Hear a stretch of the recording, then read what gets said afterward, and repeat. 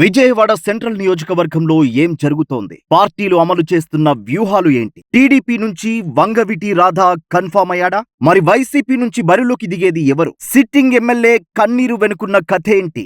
Vijayawada central పై జగన్ విసరబోతున్న అస్త్రమేంటి? ఇలాంటి ఆసక్తికరమైన విశేషాలు తెలుసుకోవాలనుకుంటే ఈ వీడియోను చివరి వరకు చూడండి. విజయవాడ రాజకీయాలు అంటేనే రోజుకో మలుపు తిరుగుతాయి. ఇప్పుడక్కడ టీడీపీ వైసీపీ మధ్య తీవ్రమైన పోటీ ఉన్న సంగతి తెలిసిందే.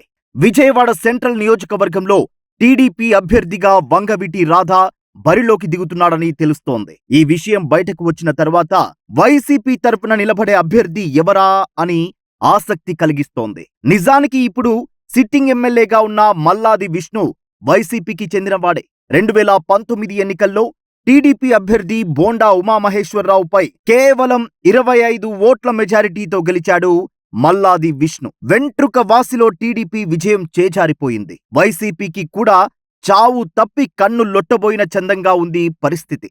అయితే ఈ ఎన్నికల్లో గెలిచి తీరాలని టీడీపీ, ఎలాగైనా గెలవాలని వైసీపీ పట్టుదలతో ఉన్నాయి. ఈ నేపథ్యంలో విజయవాడ సెంట్రల్ నుంచి పోటీ చేయాలనే అమితమైన కోరిక ఉన్న వంగవీటి రాధా ఎప్పటి నుంచో కసరత్తులు చేస్తున్నాడు. టీడీపీ కూడా గత ఎన్నికల్లో రాధాకు టికెట్ కేటాయించలేకపోయింది. అందుకే ఈసారి సెంట్రల్ నుంచి రాధా కన్ఫర్మ్ అని తెలుస్తోంది. ఇక వైసీపీ విషయానికొస్తే సిట్టింగ్ ఎమ్మెల్యే మల్లాది విష్ణు కాంగ్రెస్ నుంచి వైసీపీలో చేరిన వ్యక్తి అయినప్పటికీ గెలిచాడు. అయితే ఈసారి ఎన్నికలు గతం కంటే భిన్నమైన పరిస్థితులున్నాయి. వైసీపీ అనేక వ్యూహాలను అనుసరిస్తోంది. అందుకే పలువురు అభ్యర్థులను మారుస్తోంది, కొత్త వాళ్లను తెరపైకి తీసుకొస్తోంది. అందులో భాగంగా మల్లాది విష్ణును కూడా మార్చేసే ఆలోచనలో ఉన్నట్టు తెలుస్తోంది వైసీపీ. గతంలో టీడీపీ అతి తక్కువ మెజారిటీతో ఓడిపోవడం, ప్రస్తుత పరిస్థితుల్లో విజయవాడ రాజకీయాల్లో టీడీపీ వైసీపీ నువ్వా నేనా అన్నట్టు ఉండడంతో సిట్టింగును మార్చి